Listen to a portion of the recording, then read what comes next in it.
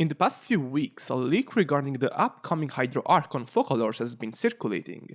The leak vaguely talked about her capabilities and mentioned her potential synergies, specifically pointing out how Baizhu is a perfect partner for her. Normally, I don't talk about any kind of pre-beta leak because of how unreliable they generally are, but this time I wanted to give my opinion on this specific topic, since I've seen many people in my comment sections talking about how they were going to pull Baizhu just for Focalors. I personally see that as a dangerous outlook, which is why I promptly said something about it in a community post, but I think a video is a more effective way to go about that.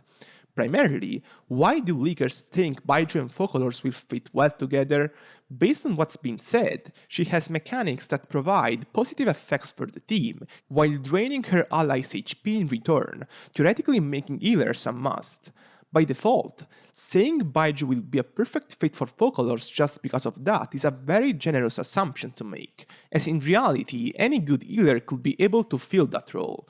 For the sake of this video, let's actually take for granted Baizhu is a perfect fit for Focalors. What will that actually mean? Dendro and Hydro units currently only fit well together on all the different Bloom-based teams, which directly means that if Focalors is meant to work so well with Baizhu, she is mainly meant to work well for Dendro teams as a baseline. Personally, I really doubt this would be the case, as Dendro teams have seen plenty of love during the past year, so I struggle to believe MiHoYo will just double down on that for the next year. But again, for the sake of this video, let's take this for granted as well. We now have a scenario where the Focalors Baizhu duo is an option for Bloom-based teams. Is that actually convenient? Not at all. Replacing two slots on these teams is no easy task. On each of these teams, you already have one slot occupied by either a Hyperbloom or Burgeon Trigger, or Nilu for pure Bloom teams. So that leaves just 3 open slots for Baizhu and Focalors, which become just 2 once you remember that Nahida is so important for these teams' consistency thanks to her Dendro application. All of a sudden, due to these limitations, we've already taken pure Hyperbloom and Burgeon teams out of the equation for the supposedly amazing Focalors Baizhu duo, as they are teams that don't need 2 Dendro units at all, and just benefit a lot from having 2 Hydro units instead. There is an exception, which is Quick Bloom, a composition where a non-field electro carry like Cyno can benefit from the presence of 2 Dendro off-fielders. Theoretically, that's a composition where Baizhu and Focalors could fit in, but the Hydro unit you'd be replacing would be one between Yelan and Shincho, 2 units that do their jobs almost flawlessly on Hyperbloom and Burgeon teams. There will be some potential upside for Focalors in that scenario if she can somehow provide a similar level of application as theirs, but AoE.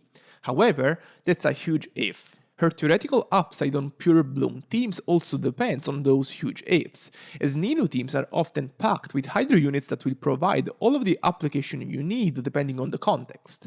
Kokomi or Barbara is an on-fielder, Shinchi or Yelan as off-fielders, Candace with Hydro Infusion support. It will be just unlikely for Focalors' application to be so dominant that these characters would pale in comparison to her to such an extent that her combination with Baizhu would become the best option available for the team.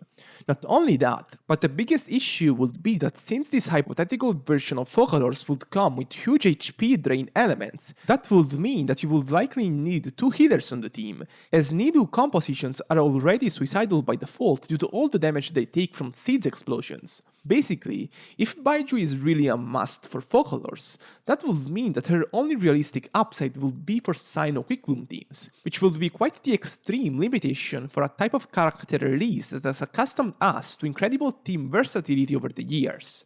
Funnily enough, if she really needs a healer in general, the pairings between her and Barbara or Kokomi would likely open more options for her even in Dendro teams, so the leaker is being quite dishonest by framing her release as specifically helpful for Baizhu. As a reminder, don't ever take what pure leakers say about character strength or character synergies seriously, since most of the time they just don't know about the meta enough to understand what they're talking about.